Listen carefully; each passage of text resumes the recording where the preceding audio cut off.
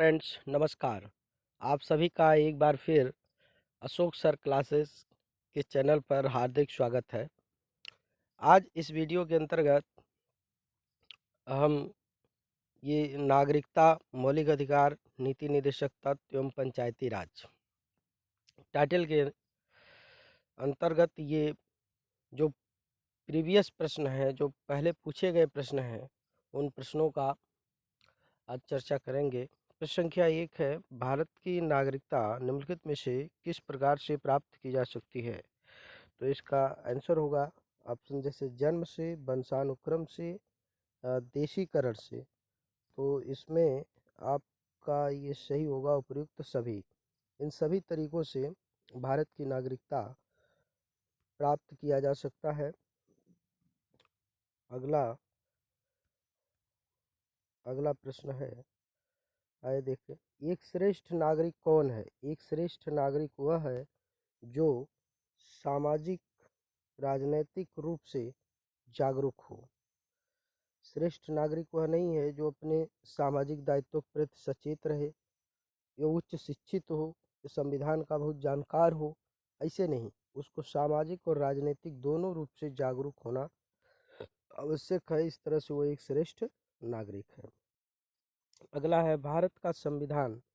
भारत का संविधान कैसी नागरिकता प्रदान करता है? तो आप जानते हैं भारत का संविधान एकल नागरिकता प्रदान करता है। हमारे यहाँ दोहरी नागरिकता नहीं है, सी में नागरिकता से संबंधित कोई प्रावधान नहीं है। बहुल नागरिकता प्रदान करता है, एकदम गलत है। अगला प्रश्न प्रश्न कह रहा है कि भारतीय नागरिकता के लिए आवेदन करने से पहले किसी व्यक्ति के लिए न्यूनतम कितने समय तक भारत में रहना अनिवार्य है? इसका उत्तर होगा 5 वर्ष। अगला प्रश्न है, अगला प्रश्न क्या कह रहा है? कह रहा है कि भारत में नागरिकता प्राप्त करने का नियम कौन बनाता है? तो इसका उत्तर है राष्ट्रपति। संसद अनुमोदन करती है, उसके बाद राष्ट्रपति हस्ताक्षर करते हैं, तब जाकर ये नियम बन जाता है। हाँ, अगला प्रश्न ये है कि ग्राम पंचायत चुनाव कराने का निर्णय लिया जाता है, कौन निर्णय लेता है? तो इसका उत्तर है राज्य सरकार। राज्य सरकार ही निर्णय लेती है, जिलाधिकारी को कोई अथॉरिटी है नहीं। राज्य चुनाव आयोग ये भी तभी चुनाव करवाएगा जब राज्य सरकार यह निर्णय ले ले, केंद्रीय सरकार द्वारा ये भी नहीं है। आइए देखें, ग्राम पंचायत चुनाव कराने का निर्णय कहाँ है? अनुच्छेद 40। अनुच्छेद 40 में ग्राम पंचायतों का संगठन, डीपीएसपी में आपने पढ़ा है, डीपीएसपी में अनुच्छेद 40 में ग्राम पंचायतों का संगठन है। और ये केंद्र अवलिक राज्य, ये राज्य को ये अधिकार है, राज्य प्रयास करेगा। इस तरह से इसका जो उत्तर होगा वो राज्य सरकार द्वारा। अगला अगला है कि प्रश्न है, पंचायती राज, पंचायती राज डॉट डॉट डॉट जो कि निधि फंड के लिए मुख्यतया किस पर निर्भर है? यानी कि पंचायती राज क्या है? तो इसमें पंचायती राज एक प्रशासनिक ढांचा है। यह सरकारी वित्त, यहाँ मुख्यतः सरकारी वित्त पर निर्भर है। पंचायती राज, इसका जो ऑप्शन होगा वह सही कौन सा होगा? ए सही होगा। आइए देखें, इसका ऑप्शन ए सही होगा। अगला प्रश्न, हाँ, 73वें संविधान संशोधन के द्वारा ग्राम पंचायतों को एक प्रशासनिक ढांचे का रूप दिया गया है। ये रूप कब दिया गया है? 73वें संविधान के द्वारा यह रूप दिया गया है। 73वां संविधान ग्राम पंचायतों को एक प्रशासनिक ढांचा का रूप दे दिया गया है, जिसे पंचायती राज कहा गया, और ढांचे को चलाने के लिए आवश्यक निधि, आवश्यक फंड की पूर्ति के लिए पंचायती राज के वित्तीय स्रोतों में स्थानीय कर, राज्य तथा केंद्र सरकार द्वारा उपलब्ध कराए गए आर्थिक अनुदान और निजी पूंजी से उपलब्ध संसाधन तथा गैर सरकारी संस्थाओं, समितियों से प्राप्त संसाधन है। अगला है, खंड ब्लॉक स्तर पर पंचायत समिति एक क्या है? ऑप्शन ए, ब्लॉक स्तर पर पंचायत समिति क्या है? तो इसका उत्तर हो जाएगा ब्लॉक स्तर पर पंचायत समिति एक प्रशासनिक प्राधिकरण है। जी। अगला है, किस मामले में सर्वोच्च न्यायालय ने संविधान के उन प्रावधानों को निरस्त किया जो मूलभूत अधिकारों पर निदेशक सिद्धांतों के प्रभुत्व को मंजूर करते थे? बहुत महत्वपूर्ण केस था 1980 में मिनर्वा मिल्स के वाद में उच्चतम न्यायालय ने यह कहा कि मूल अधिकार और निदेशक तत्वों के बीच समन्वय और संतुलन ये संविधान की आधारिक संरचना का आवश्यक लक्षण है। तो मिनर्वा मिल्स के बाद में उच्चतम न्यायालय ने 42वें संविधान संशोधन की धारा 4 को असंवैधानिक मानते हुए उसे शून्य घोषित कर दिया। यह धारा नीति निदेशक तत्वों को मूल अधिकारों के ऊपर प्राथमिकता प्रदान करती थी। मिनर्वा मिल्स वाद में दिए गए निर्णय के परिणाम स्वरूप संविधान में अनुच्छेद 31 की अंतःस्थापना के पश्चात भी निदेशक तत्व को मूल अधिकार पर प्राथमिकता नहीं दी जा सकती। तो इसका सही उत्तर होगा डी, मिनर्वा मिल्स। अगला प्रश्न है प्रश्न संख्या 10। ये कई बार ये पुराना क्वेश्चन है, बार बार पूछा जाता है। निम्नलिखित में से किस अधिकार को डॉक्टर भीमराव अंबेडकर ने संविधान का हृदय और आत्मा बताया था? तो वह है अनुच्छेद 32। अनुच्छेद 32 में कुल 5 प्रकार की रिट है और अनुच्छेद 32 को ही भीमराव अंबेडकर ने संविधान की आत्मा बताया है।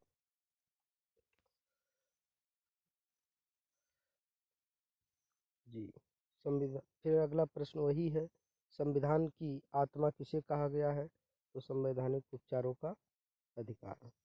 हाँ, अगला प्रश्न देखें कि इसमें कहा गया कि मूलभूत मौलिक अधिकारों का प्रमुख उद्देश्य क्या है? क्यों मूलभूत या मौलिक अधिकार रखे गए हैं? तो ये समाज के समाजवादी ढांचे को बढ़ावा देना, ये गलत है। डीपीएसपी में सही है। और यहाँ न्यायपालिका की स्वतंत्रता भी, ये भी गलत है, क्योंकि आप 50 में देखेंगे कार्यपालिका और न्यायपालिका के पृथक्करण की चर्चा हुई है। तो इस प्रकार से इसमें ज़्यादातर व्यक्तिगत स्वतंत्रता को सुनिश्चित किया गया है, समानता का अधिकार, स्वतंत्रता का अधिकार, धार्मिक स्वतंत्रता का अधिकार। तो इस तरह से इसका जो उत्तर होगा वो है बी। बी ऑप्शन सही होगा। ये देखें, बी सही है।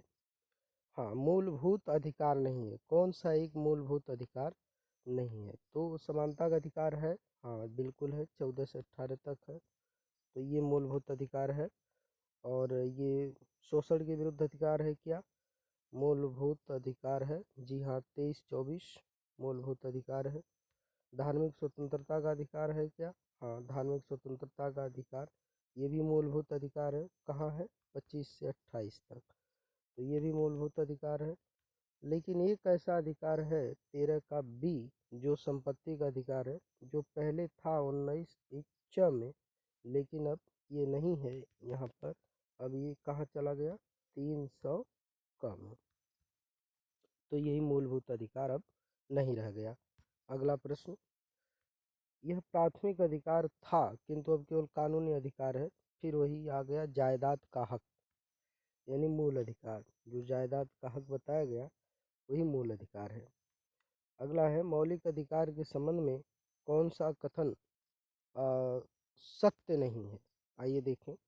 संविधान के प्रारंभ में 7 मौलिक अधिकार दिए गए थे और ये कह रहा है मौलिक अधिकार की व्यवस्था अनुच्छेद 12 से 35 तक है। प्राण एवं दैहिक स्वतंत्रता का अधिकार आपातकाल में भी निलंबित नहीं होता है। अच्छा, वाक्य एवं अभिव्यक्ति की स्वतंत्रता अनुच्छेद 19 के अंतर्गत है। अब देखिए, बड़ा क्लिष्ट शब्द इसका अर्थ है। अगर आप पूरी तरह से इस क्वेश्चन को आप नहीं समझेंगे, फैक्ट तथ्य आपको तैयार नहीं रहेंगे, तो इसका उत्तर दे पाना बहुत मुश्किल है। आइए देखें क्या कहा गया यहाँ। संविधान के प्रारंभ में भाग 3 के अंतर्गत 7 मौलिक अधिकार दिए गए थे। बात सही है। संपत्ति का अधिकार के मौलिक अधिकारों की श्रेणी से हटा करके अब 6 मूल अधिकार ही रह गए हैं। मौलिक अधिकारों की व्यवस्था अनुच्छेद 12 से 35, ये भी सही है। आपातकाल में भी निलंबित नहीं होता, जबकि अनुच्छेद 19 के तहत दी गई है, ये भी सही है। तो अब इसका जो क्वेश्चन होगा, जो इसमें पूछा गया है, कह रहा है, ध्यान दीजिए क्या कह रहा है। मौलिक अधिकारों के बारे में कौन से कथन सत्य नहीं है? तो सत्य तो पहला भी है, सत्य दूसरा भी है, सत्य तीसरा भी है, सत्य चौथा भी है। तो इस प्रकार से इसका जो ऑप्शन होगा डी, इनमें से कोई नहीं। आइए अगला प्रश्न देखते हैं। भारत के संविधान के अंतर्गत अब कितने मौलिक अधिकारों की गारंटी दी गई है? तो एक मौलिक अधिकार उसमें से निकल गया है, तो इस प्रकार से कुल कै हैं? 6 हैं। इसके पहले चर्चा हो गई। तो इस तरह से हमने इस वीडियो में जो आरआरबी रेलवे रिक्रूटमेंट बोर्ड में पूछे गए प्रीवियस प्रश्न हैं उसको देखा। अगले वीडियो में भी अभी हम इन्हीं प्रश्नों को देखेंगे। जी, यदि आप इस चैनल पर पहली बार विजिट कर रहे हो तो इस चैनल को सब्सक्राइब करें और लाइक करें और ज़्यादा से ज़्यादा शेयर करें। जी, वीडियो देखने के लिए आप सभी का बहुत बहुत धन्यवाद।